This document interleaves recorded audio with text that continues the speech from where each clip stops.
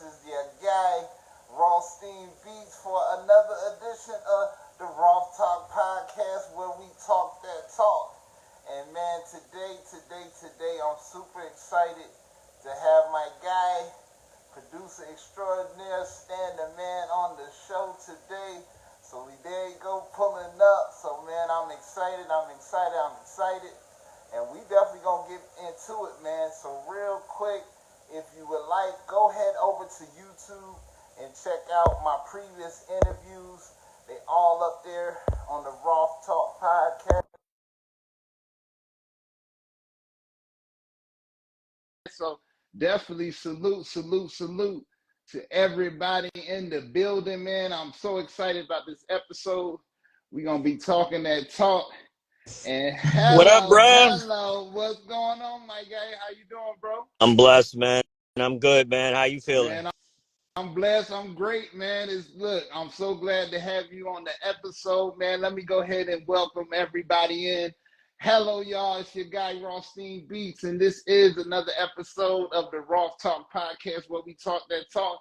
And today, we got my guy, Stan the Man, the producer, on the show. So Stan the Man, just real quick, I always like to, have my guests start out to let people know who is Stan the Man. Hello.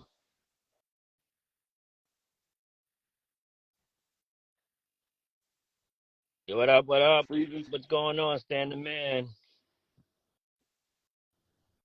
Yes, sir, man. Let them know. Can you hear me? Yeah, I can hear you. Make sure you hear me bro. Good. Okay, good. I want to make sure you hear. Just give us a quick intro, man, about who you are and what you do. Of course, I know the heat you rocking with out there, my guys, but just let the people know real quick who you are and where you repping. Hello. Stan the Man from BK. Produced a lot of people, Papoose, DJ K Slay, Method Man, Chic Luch, Styles P, Big Pun's son, Chris Rivers, DJ Unknown, General, Innocent. List goes on and on, man. Hello. That's what I'm talking about, man. I'm telling y'all, man, I'm so excited for this episode right here. Because, Stan, we got a lot to talk about. And first and foremost, my name is Stan as well. My real name is Stan as well. So salute. Salute to the Stans in the building, man. Hey, man, I already know my guy. So I always like to start the show off of, man, let's talk about the beginning, man, because a lot of times the beginning really kind of led us to where we got to now doing what we do. So let's talk about a young Stan back in the day. Now, were you always interested in doing music, or, let's talk about you as a kid. Did you go to church? Did you do anything like that? Well, I first got myself interested in music when I was DJing. My uncle showed me how to do the ones and twos. I used to DJ in the parks, and then that was like my first love was DJing. And then fast forward, probably be like about, always in production, but like in '92, that's when I first got my equipment, my SP 1200 and my 950, and it's been going at it. Hello. Now let's talk about that, my guy. Now that piece of equipment, a lot of people, I never got my hands on one, man. But let's talk about that SP, man. How was it when you was, as a youngin, messing around with it, playing around with it? Was it difficult, or did you kind of get the hang of it pretty early? I taught myself, so I got the hang of it. Really didn't look at no instruction book. Got the hang of it because I had the SP first, and it's not that much sampling. What I'm saying, time. So it's like, oh my god. So I got a 950, and then after that, I just started to bang it out because I had more sampling time. Hello. Now, were you doing the records? You were sampling from the records? Like, what was your record collection looking like around that time? And I was sampling records. I was sampling all over the place. Just going to different record shops and sampling, and going and getting a lot of records, and then just sampling them. Hello. Now, was your dad doing music as well, or did he just kind of knew you had an interest in that? No, my dad knew I had an interest, but he was the first one about my techniques. He knew I was interested in a lot of music. He knew it. I was raised with a lot of soul music. My mom's and my pops played all that, and it was a great thing. And that's how I picked up on it. Then, like I said, my uncle, he definitely taught me how to DJ, and I was just doing what I had to do. It's just so much soul in my family. That's dope. That's dope. Now, were you DJing like the house parties? Was you out doing at the park? Like, what kind of? Did you do DJ battles? Because I know that was kind of a big thing around that time as well. No, not no DJ battles, but doing a lot of DJ in the parks, and then DJing at parties and things like that. I was like the neighborhood DJ. Yes, sir. Yes. Look, they knew who to call to get the party started, Yeah, right? That's what's up, block man. parties and things like that. Okay, okay, okay. Now, what time frame was this? High school, after school? Let's talk about that time frame when you was doing all this. Well, like I said, time frame. Like I was in high school, I was tell you the truth, I was with some heavy hitters back in the days, and Okay. I tell you the truth, I was with I was DJing for a group that was with Michael Bivins, Mm. named Mark Finesse, and hanging around with I met a lot of people like from Jam Master Jay, like I said, to Michael Bivins and so on and so on. And everybody knew I was DJing. So, it just was out there doing what I had to do and grinding and everything else, like I said, before the production. Okay, okay, okay. It's crazy because a lot of DJs turn to producers. You know what I mean? It's like you listen to music all the time, and then it just comes pretty easy, man. So I do know a lot of dope DJs, and then they end up coming dope producers. Yeah, that's So, dope, all right, dope, man. yeah, no, definitely, definitely. So this is around the high school time that you had this going on. Now let's talk about now were you a part of any like DJing crews? Were you like, you know what I mean? Like like sometimes people had the crews that you roll with or a lot of things like that, or were you just kind of like a house party solo DJ? No, I was a solo DJ, not really, into no crews or anything like that. So I was just into that, like I said, by myself. Just a lot of people knew me. I knew a lot of DJs, do a lot of block parties and things like that. Definitely, definitely, man. Now let's get to the production, man. So when did you get the itch? Was there a certain song you heard? Like what was the kind of the motivation that say, hey man, I want to try my hand at production? No, this is my favorite answer. I was looking at, Pete Rock's album. It was The Main Ingredient. Mm-hmm. Mm-hmm. It was Pete Rock and CL Smooth's album. Yeah, The Main Ingredient. And I was just looking at Pete Rock had all this equipment and all records and stuff like that. I was like, I can do this. I'm a DJ. I can go into production, listening to Premiere, listening to a lot of people, Marley Marl, Easy Mo B, the list goes on and on, Havoc, so I was like, I definitely want to get myself into this production thing, tried it out, and, God let me to do what I have to do and do what I love. Hello, hello. Now you named a lot of dope producers. Definitely want to salute to them because those some heavy hitters, man. Those some heavy hitters right there. So that Pete Rock got you inspired. So you end up getting the equipment. Now let's talk about like, do you remember how long it took you to make beats back then? Took long. It didn't take so long. It took a while. It's getting, just mastering my craft. But it didn't take that long for me to, get to what I had to do with the sequences and everything because the SV 1200 that's what it is. Yes, sir. Yes, sir. Now, do you remember who your first placement was or the first person that ever got a beat from you? Yeah, Source Money. That was my first placement. Let's talk about it, man. Sauce Money is fire, fire. So let's talk about that. How did that happen? So, I didn't go by Standing Man at the time. I was going by Mr. Rapture. And what it was, one day I happened to go because I know Jay was gonna be at this record store. I went to the store to get something. I saw Source Money and his Lex, and I knew who he was. And I was like, introducing myself, saying, I make beats and this and that. You want to hear something? I had a tape, which I always have a tape. He listened to it. He was like, yo, I'm gonna get with you. Here's my number and things like that. Started grinding with him, keeping in touch with him and things like that. Just submitting beats to him. And it's crazy because one beat turned into 6 songs on his Middle Finger You album. Hello, hello.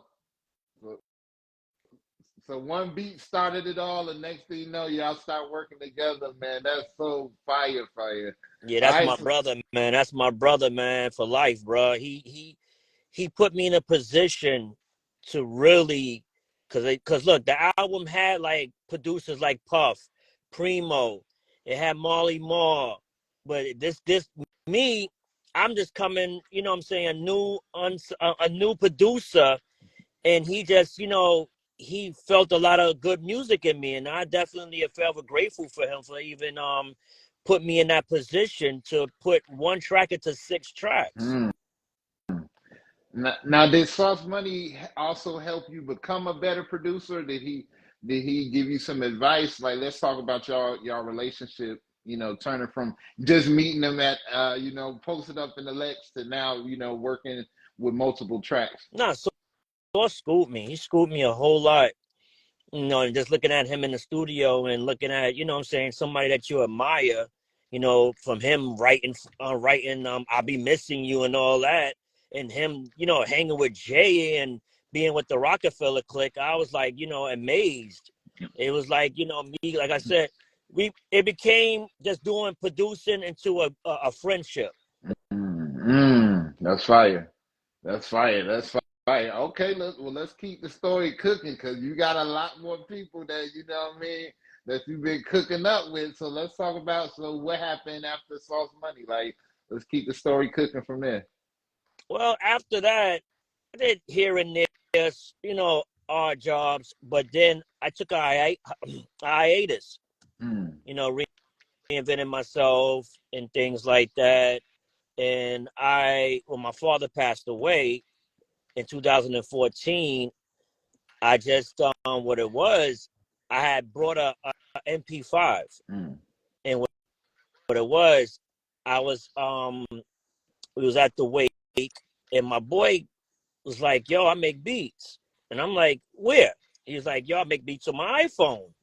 I'm like, nah, that ain't possible. He showed me. I was amazed. Then my wife brought me an iPhone. As soon as she brought me the iPhone, I went and brought the Beat Maker. It was a Beat Maker 1 app. Mm-hmm. And then Mm-hmm. probably about a week later, then Beat Maker 2 came. So I started mastering Beat Maker 2. I didn't even touch the MP5 because I had everything on that phone.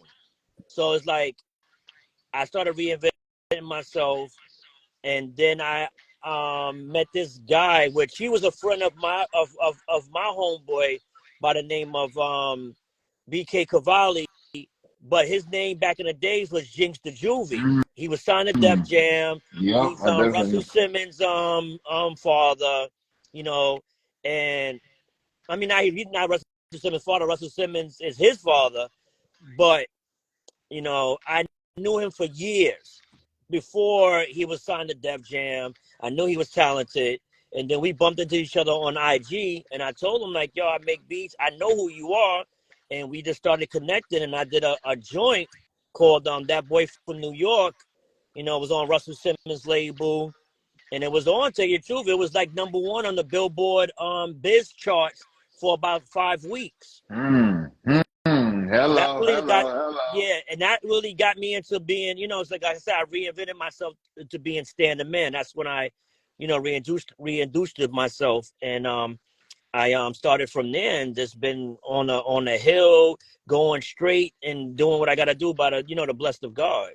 Hello, hello, hello. So start going crazy, going on the charts. So after Jinx, all right. So after Jinx, what transpired after that? After Jinx, I started to work with K Slay a whole lot. You Man, know, rest in peace, K Slay. yeah, Hello. he put me in a great position of I was sending him beats, and he was putting them where artists he needed to go. And it was dope because I never heard like Nori or Sheik Luch or Styles P on some tracks until I met K Slay. He put me in a great position, man, and You know, I feel so still bad that he's gone, man. You know, Right. he put me in so much of a great position to even be with Papoose, to meet him, and to really, you know, if it weren't for him, I would have it would have been, you know, having a lot of tracks with Pap. Mm-hmm. Mm-hmm. That's a fact. That's a fact, man. To K Slade, man. K Slade was a real genuine dude. You know what I'm saying? And actually, I ended up sending K Slade some beats, and you know he was rocking with me and everything like that. Unfortunately, we didn't get a chance to go any further, but he still gave me some good cosign, and we, you know what I mean. And like you said, it's unfortunate. You know, he's not here right now, but we definitely sending our love to K Slade, so for sure, my guy. Nah, So, everybody go look at that 200 MCs, man, 200 ooh, rolling deep. hello, You've hello. gotta, you've gotta, you know, it got to definitely support that. You know, that was his last joint. You know, it was produced by Suits, and got 200 of the dopest MCs. You know, everybody got to check it out, man, and support, man, because this was his last you know, final goodbye. And like I said, I'm blessed that I got to know him. I got in this magazine. I was like the music supervisor of Straight Stunting series. You know, he put me in a great position, and he put a lot of people in a great position, especially producers. Yeah, A lot facts. of, you know what I'm saying, unknown producers. He put in position. And I met a lot of people through him as producers wise, because we will always chat on Instagram. I met a lot of people, man. Like I said, he put a lot of people in great position. He, you know, he will be missed. He's always missed. That's a fact. That's a fact. That's a fact. So yeah, let's talk about, man. Let's talk about your relationship with Papoose, man, because you guys been putting in a lot of work together as well. So let's talk about how you met him. Of course, you said with the connection with K Slave, but let's talk about that relationship. Well, it was just the fact that I reached out to him because I know he was doing these monthly projects. So I reached out to him and just started sending him tracks. He picked the joint out. I started with him in March. You know, we did one joint, and just every month, I'm like, yo, you need heat? He's like, yo, send it. Keep on sending. And I was keep on being on these albums. And like I said, I was blessed by that too, because, you know, it's just the fact that Pat put me in a position every month to just give him one, two, three, or four joints for these EPs. You know, it turned it more into just like a business arrangement. It turned into friendship because that's my boy.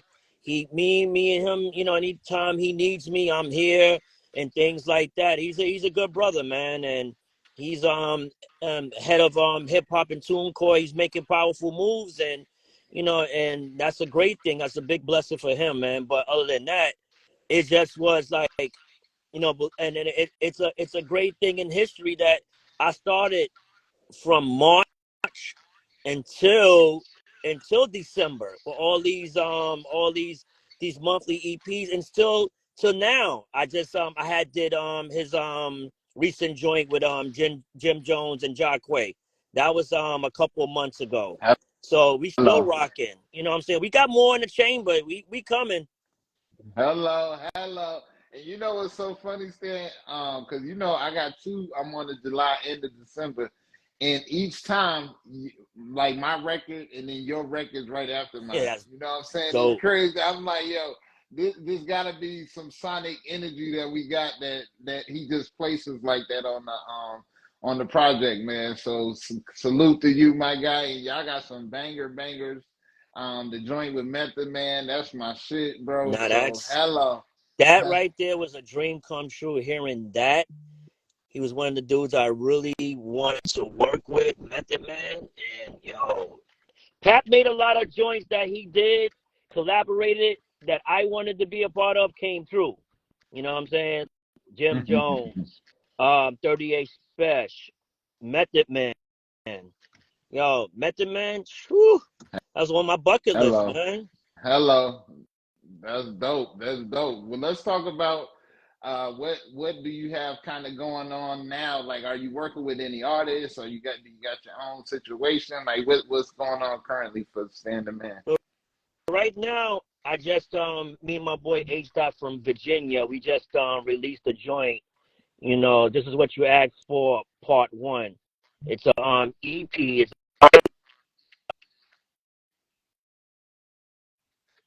gonna be coming out in New Year's Day.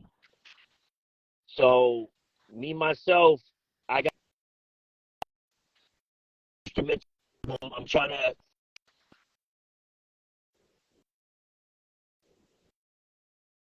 Got a new joint with my boy General. You know, I got another joint. You know, just gearing up. And especially, I got some soundtracks I'm doing.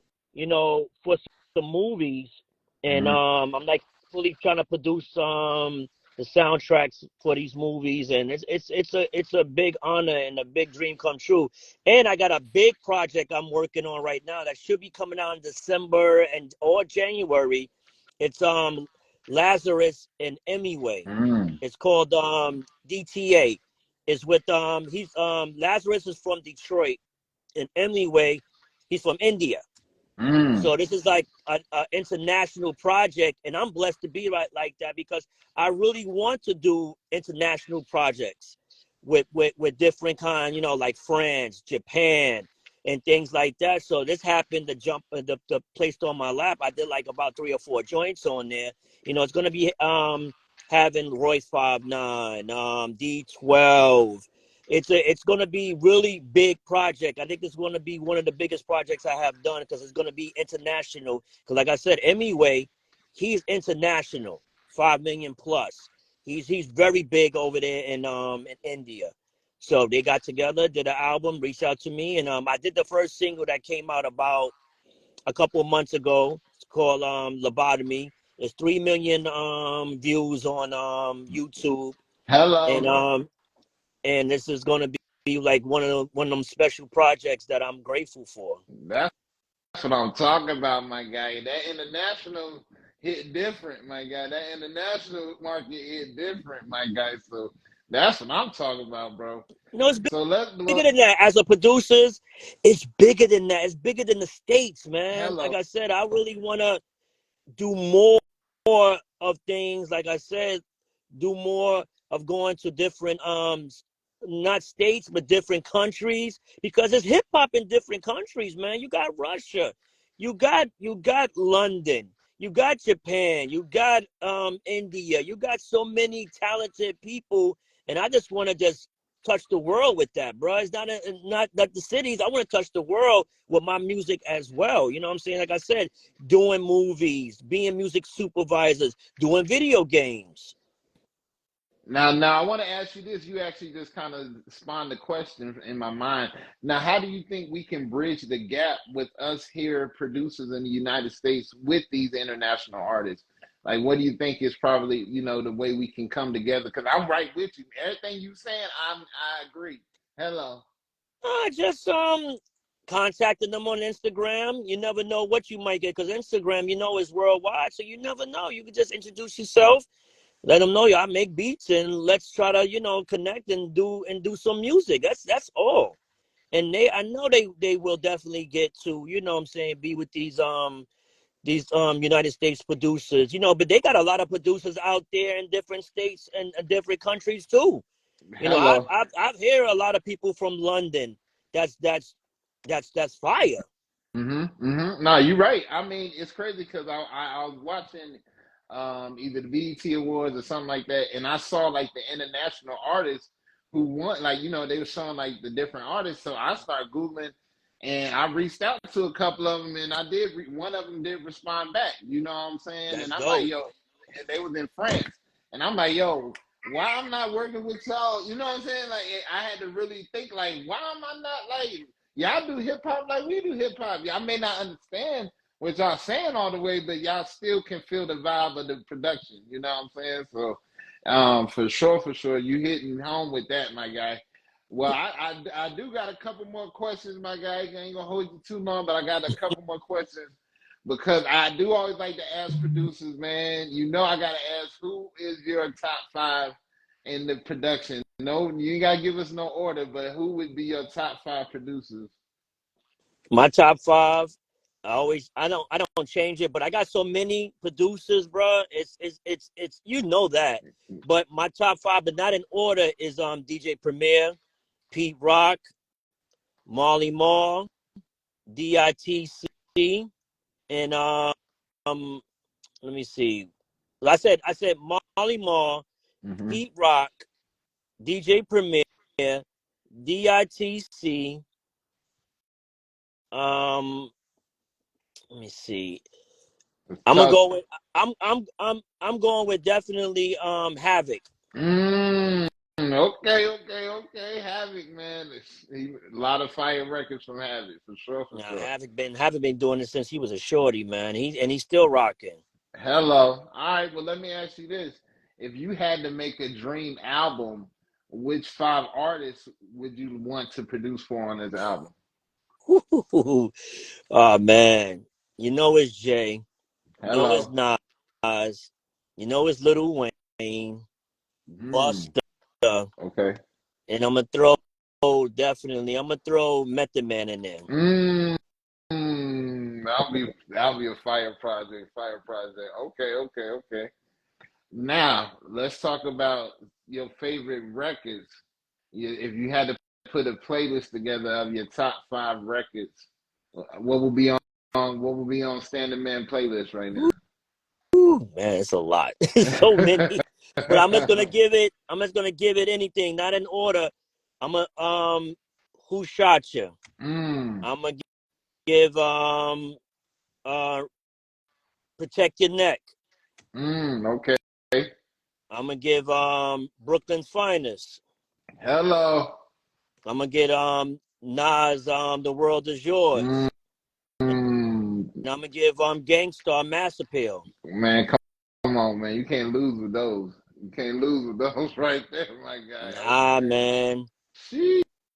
Okay. So you keeping it straight classics. So let me ask you this: who would be some current artists that you would work with right now? Who would be five? You have five current artists that you would want to work with? Yeah, of course. I Okay, got J. Cole. okay. I got Kendrick.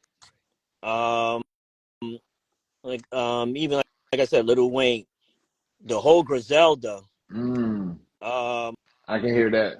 yeah, 38 Special, Rock Marcy. mm. Okay. Now you get man, listen, you keeping it so New York right now. You listen, I'm telling you that album will be some straight boom back. So let's talk about your drums, man, because I'm from the era of people having some fire boom back like hard hitting drums. Let's talk about who's some of your inspiration as far as when you're selecting drums. Is it kind of a feeling you have? Is it like just a classic vibe that you want to keep? Like what goes into your thought process? I always thought, like Primo, oh my God, Primo has the craziest drums. And, and I just like I just listen to how hard drums sound and just go with it. You know what I'm saying? Because the harder it is, the harder your track is. You hear that little intro, and then your drums ain't hard. Then it's a waste of track, man. But I love to hit the drums and snares. Definitely that's definitely a plus. You gotta have that. Yes, sir. Yes, sir. I'm talking about where your face scrunch up. I seen a Your couple head videos, nodding head and nodding. everything. I seen a couple videos. You was playing some records with some people, and then they just like you know what I mean, start fucking hurting afterwards. You know what I'm saying? So Not me myself. If I get that and I get people head nodding, I got you. And hello, hello. and that's a beautiful feeling. It's a beautiful feeling to see people react to your music, and it's a and I can't ask for anything more. I just want people just to enjoy my music. Okay. Now let's talk about as far as a producer, what do you think are the key elements producers need to have if they're deciding to get into production? Number one, you gotta have God in your life. That's number one. Learn about the business and just be humble. Be humble. Be out there. Be on the social medias. Post your beats. Trying to get in contact with these artists and just go to work. Just keep on grinding, man. Making your beats, man. Don't stop. Hello, hello. So let's talk about equipment that you currently are using. What are you using now to cook up your beats with? Only my iPhone, bruh. I got Hmm, two. I got two apps I'm working with: Beatmaker 2 and Koala.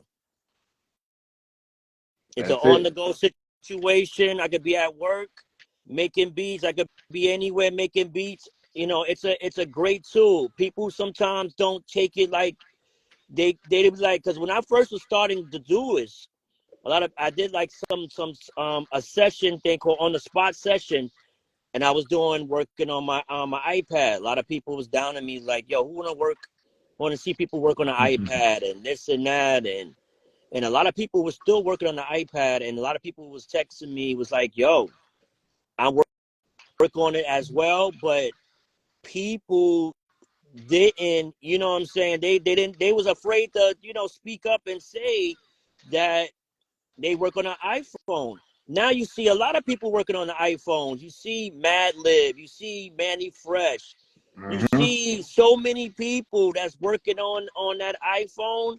It's crazy, and I'm happy about working on the iPhone because I don't have to go home and collect my thoughts of what I want to do. I can just do that at my job because I'm always musical inclined, especially at work. I can just go on my break and start, what I'm saying, lacing stuff. Hello, hello. Now, I want to talk to you about this because this is a big thing in the producer community, and that's talking about the terms producer versus beat maker. Can you give us your input, your perspective on that, producers versus beat makers? Well, I mean, beat maker and producer. Okay, you want to put it as of all right. Barry White, Dr. Dre, they orchestra beats. They're producers. I mean, everybody. To be honest with you, everybody that's making music is a producer. I don't understand the difference between this beat maker. You're a beat maker. You're a producer. No, everybody that's making beats are producers. That's in my perspective. I categorize myself as a producer. You categorize yourself as a producer. Everybody should categorize themselves as a producer, not a beat maker. I mean, you're a producer making beats, but I put myself as a producer, and like I said, whoever making beats are producers. Okay, there we go. You heard from Stan right there. He letting you know that if you cooking, you cooking. You know what I'm saying? If you making production, that's what they call it, right? They call it production. You're producing. Now, how do you feel about people who say about composing? Do you think that's still all the same? You think it doesn't matter what name, or do you feel like everything should be producer? Well, you got these people sometimes. Now everybody's talking about sampling and things like that. It gets to me and it gets to my heart because you know what? I sample a lot. I chop it up. I sample and chop, but it doesn't make me no less. It don't make you no less as a beat maker or as somebody do a loop. Sometimes in life, like I tell people, you don't need no drums for loopers because sometimes many times I have done it and the drums might not sound good with the sample. So you just leave it as so because you don't want to saturate that and it sounding all nasty. So you just let the loop go.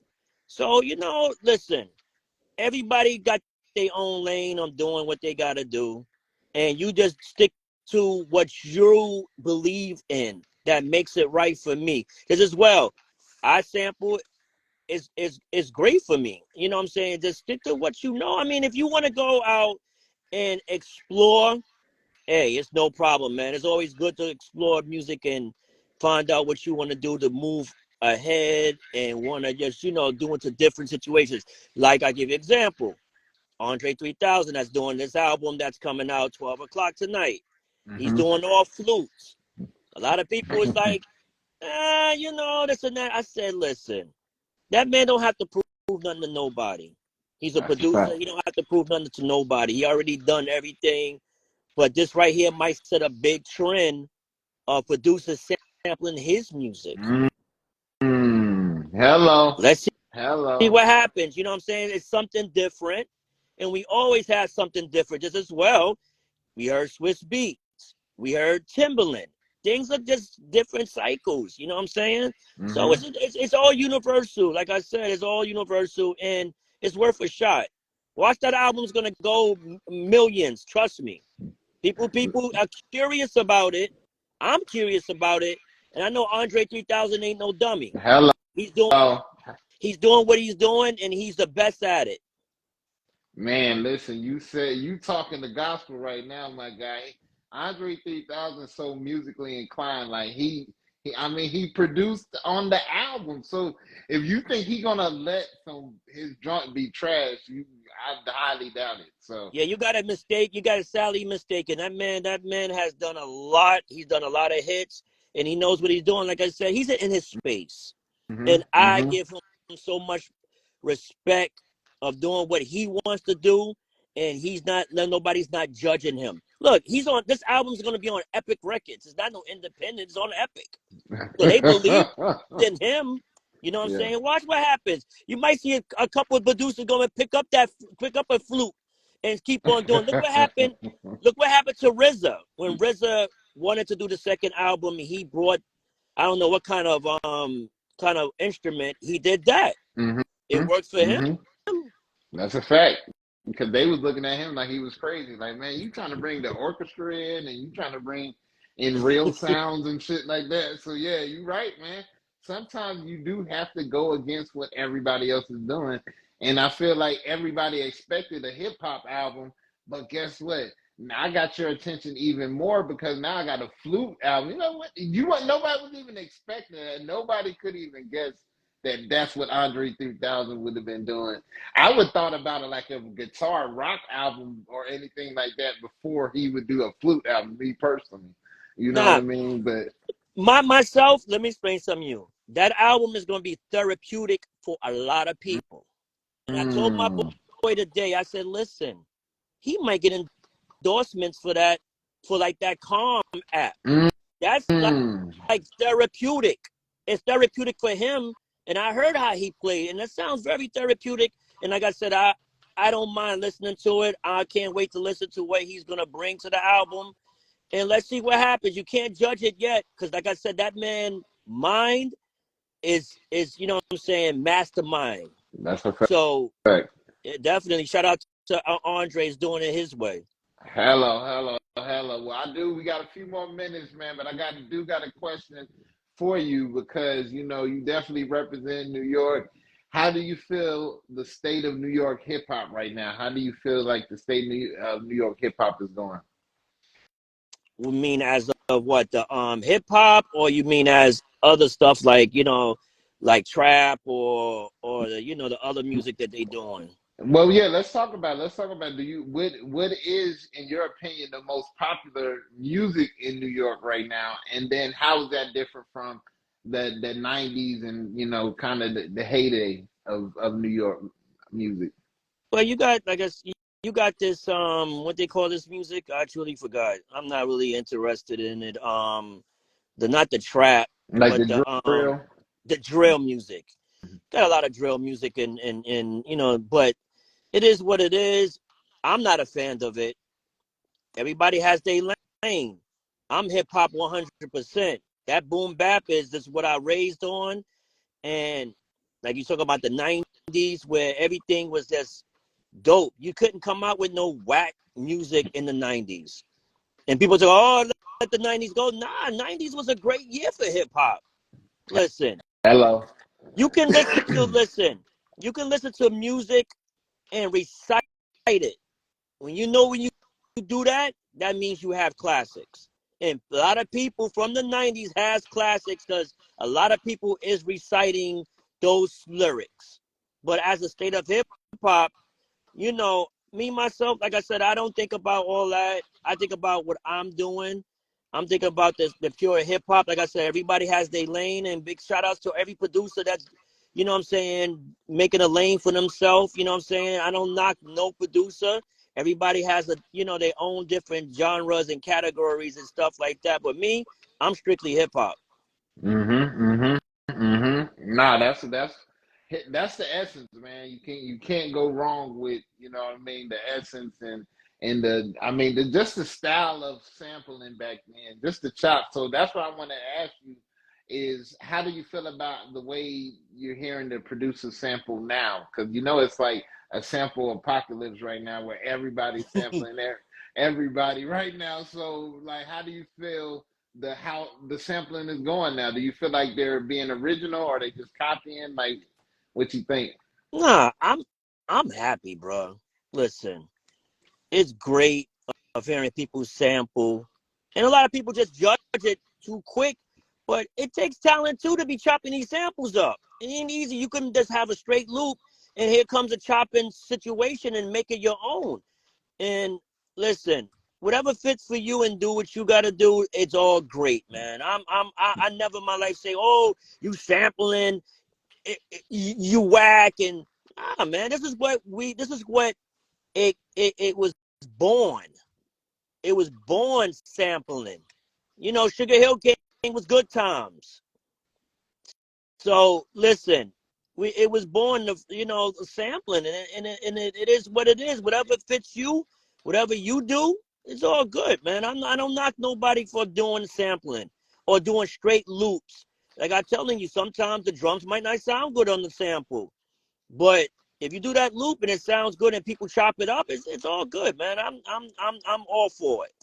Now, let me ask you this, Stan. Is there any samples that you feel like are off limits? Like, no, like, you know, because certain producers, like, I don't know if I could touch that. I don't know if I could touch that because it's so fire. Do Yo, you, do, do, I have a lot of joints in my catalog that I want to touch. Really, to be honest with you, who shot you? mm, Who shot Sheesh. you? I think. Let me see. It's a lot. Brooklyn's finest. Ain't nobody should even touch that either. Just Um, let that live. Just let it live. yeah, certain things that I don't want to hear, like Mass Appeal. I don't want to hear nobody even touching that, Yeah. cause Primo laced the shit out of that goddamn sample, Hello. and nobody look even they reminisce over you. I think I was nobody shouldn't thinking even that touch that too. either. I was thinking that too, bro. I don't think that should ever be touched. I mean, arguably one of the greatest hip hop songs ever. You know what I'm saying? So, Nah, definitely salute to Pete Rock, salute to DJ Premier, so salute to like I said, DITC, Havoc, Molly Marr. If it weren't for them dudes, I would not be nothing. Them dudes did it their way, and they still doing it their way. They didn't go and transition to something else. They still doing hip hop to this day, and they still doing it, and I am very happy about it. Look, Molly Marr just got a all time award at BT Hip Hop Awards, which hmm has been well deserved for him. He is definitely should have got that a long time ago, because if it wasn't no Marley Marr, it wouldn't have been no Premier, it wouldn't have been no Pete Rock, it would have been no hello, Havoc, it would have been no Easy Mo B, it would have been no DITC, it would have been me. hello, or me, goddamn it. So, Yes, hello, exactly. It would have been a lot of hello. producers. Marley Marr has definitely showed the way of a lot of producers, and he should have been got his flowers long time ago. Yes, sir. You talking that talk right now. That's why you on the Roth Talk podcast where we talk that talk. And my guy is talking that talk right now. So we got a few more minutes there, man. So I do want to ask you, man, what are some words that you can give to a rookie producer? He's just starting out. He's excited. He wants to get into the music business. What would be some advice that you would give him? And like I tell him, go with God, study that music business, you know, keep grinding, be humble, and have faith. Keep on pushing those beats out. Keep on meeting people. be on those social medias. Just keep on grinding, man. You grinding, you will get far to do what you got to do. Hello, hello, hello. Now, I always ask my producers, homies, how long does it take, or how long should you be doing it before you call yourself a producer? I don't know. Never heard that. I never answered that question. I don't know. I really don't, to be honest with you. I mean, I don't know. That's like, I don't know what years, how many years to say, well, you become a producer. I don't know. Because when I started and I was getting my tracks out probably be after like 2 to 3 months and I was doing it perfect, I called myself a producer then. Hello, I mean that's because we talk about that because if you know that's like all right if I paint something one time am I a painter now do I call myself a painter so that's why I was like do you have to have a certain amount of tracks in or time in or you know what I'm saying because some I met a guy who got a placement and he was making beats 3 months he only made Mm. beats 3 months and then he ended up getting the crazy you know crazy placement so then he's like yeah I just started so I'm like, man, like, is this guy like, you know what I'm saying? So it's like, No, it's about perfecting your craft, bro. If you got it, you got it, man. And it all takes time to go out there and go to these parties, go to these, go on social media, put your stuff out, make instrumental albums, let people hear what you got, and it'll eventually, you know what I'm saying, will be somebody will be interested, and that's how you get your placements. hello, hello, hello, hello, man. Well, listen, man, we are coming down to the end of the podcast, man. We've been cooking, we've been cooking, we've been cooking. So, what would you want to leave the people with, my guy? What's some of your closing words? Anybody you want to shout out? Anything you want to say? This is your time to do so, my G. And let the people know where they can find your music and everything like that, my guy. Well, I thank everybody that supported me, man, through the years, bro. I mean, I get DMs, everybody from different in the world saying, keep it going. You're doing good hip hop. I get a lot of people out here. I get a lot of people just giving me inspiration to keep on going on. And I think everybody that supports me, down to anybody that supported me, anybody that played Stand the Man beats, anybody who just yeah, I think my wife, I think my two sons, I think my daughter, I think everybody that's what I'm saying. I think all the producers, because I met a lot of producers, man, on IG. I met a lot of producers and we are united. Producers unite, man. And I just love, what I'm saying, to hear producers go at work. I hear a lot of producers who gets placements. I'm very happy for a lot of people, man. And I'm just thrilled to be in this game, man, be in this music industry, man. I've done and a lot of people helped me. I think so many people, it's a lot, it'd be a long list of thinking a lot of people that helped me to get me where I'm at. But I think a lot of people that taking their chance on me, what I'm saying, giving out that heat, what I'm saying, rhyming on it, putting it out, and just keeping me focused and keeping me elevated, man. Hello, hello, hello. I wish I had a little sound effect because I just burr, burr, burr, burr. You cooking right now. You cooking right now. Shout out to the family and like you said, everybody who supports you and keep it motivated because us producers, just like rappers, we get down too. We get times where we feel like, you know what I mean? Like, I don't know if this shit gonna go. There's times that nobody rocking with your goddamn beats. There's times that you may work on a beat like for a minute and then you play it for somebody and they ain't even excited. I'm like, mama, you ain't even excited. Like, I spent some time on this goddamn beat, you know what I mean? But then the beat I spent 5 minutes on, they like, yo, that's the hottest beat ever. That's the hottest beat ever. So, you know what I mean? So for like you said, producers, let's stay united. This is not a competition, man. We are collaborators, man. Let's collaborate. Let's work together. Let's support each other. Let's make sure producers get paid. Hello, That you know too. what I'm That's saying? another thing too, Yes, man. And I thank sir. you, man, for having me on the show, man. Definitely, man. You know I gotta have my guy Stand the Man on the show, of course, of course. So, man, thank you for being on here, brother. Keep doing your thing. You already know we got some things we cooking up, and we Yeah, talking in the, we you know what I definitely, yeah, mean? definitely. And I have a beat page for any artist that want to hear some heat. I got a beat page. Is Heat by Stan the Man. And then I got my regular page, Stan underscore DA underscore MAN underscore BKNY. But next year I'm definitely coming, man. I'm definitely coming with a lot of music, and just keep on going, letting that train keep on going, and just keeping, what I'm saying, my faith in God, keeping myself grounded, keeping myself, what I'm saying, with that heat, and just keeping myself just working, bro. Hello, man. And I definitely got to shout out my bro, Jay Swift, who's up in here, man. My guy. What You up, already Jay? know that's That our guy right there, that's right that there. that's family right there, bro.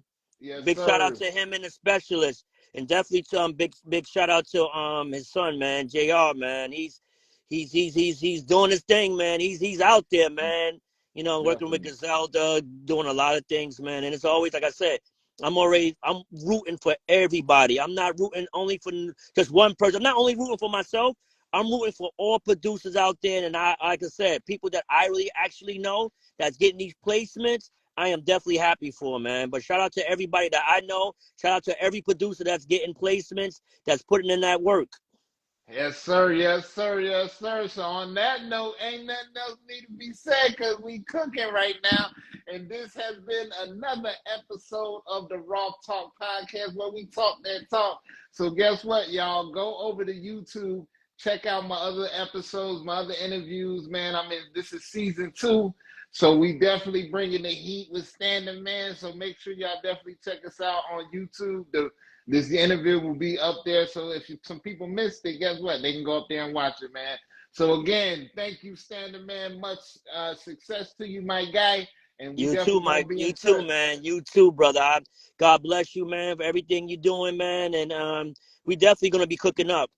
You already know, man. Well, look, Stan about to start cooking, so you better goddamn know. Hello. Hello. So with that being said, we about to call it a night, man. But thank y'all again for the Roth Talk podcast where we talk that talk. I will be back next Friday. I will be interviewing my guy Dr. Butcher, another dope producer, and Woo! I'm keeping the Legendary. producers. Come on, man. You know I gotta have the producers. The producers gotta show the producers love. Ain't no hate between us. It's all love between us. You know what I'm Definitely. saying? So with that being said, y'all, we out. Y'all be good. Peace.